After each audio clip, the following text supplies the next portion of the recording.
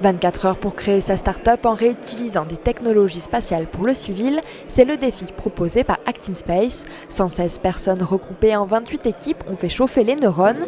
Développement de la technologie, mais aussi business plan et financement, c'est un projet global qui a dû être présenté. C'est le site internet ? Ça, c'est un logo, celui-là. C'est ce qui explique en gros le concept. D'accord, excellent.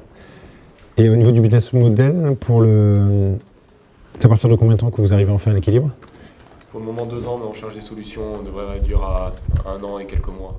Donc personnellement, c'est vrai que je fais ce type de mission depuis quasiment le début de l'aventure Act in Space. Et ce qui est vraiment intéressant, c'est de voir qu'un étudiant, ou du moins un groupe qui proposait une solution il y a 2 ans qui était relativement peu mature, aujourd'hui a une proposition de valeur qui est pour moi potentiellement un projet qui pourrait remporter l'édition.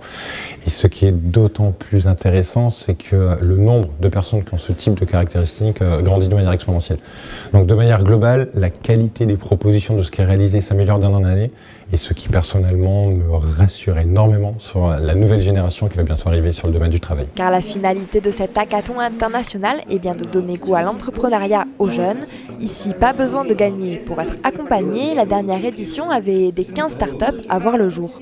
Sur la première édition, on a eu pas mal d'applications liées au sport. C'était un système qui se basait sur l'analyse que l'on fait, nous, de la préparation des spationautes et puis lorsqu'ils sont après dans la station internationale. Il y a des personnes qui ont décliné cette technologie pour l'utiliser à la fois pour aider des gens à faire du sport, un peu comme un coach intelligent, et aussi pour faire de la rééducation fonctionnelle suite à un accident. On a vu sur les 2 premières éditions qu'il y a des projets géniaux qui sortent et que derrière il peut y avoir vraiment une concrétisation de ces projets et qu'il y a des startups qui se créent. Il y a une douzaine de startups qui ont déjà été créées sur les 2 premières éditions et c'est là que Aerospace Valley, via les ABIC Sud France, en tant que manager de les ABIC Sud France, intervient et en fait accompagne ces projets sur le long terme pour les aider d'aller de l'idée jusqu'au business. Après 24 heures de travail, les équipes ont pu présenter leur projet devant un jury en 6 minutes et pas une de plus. Cette catastrophe, elle aurait pu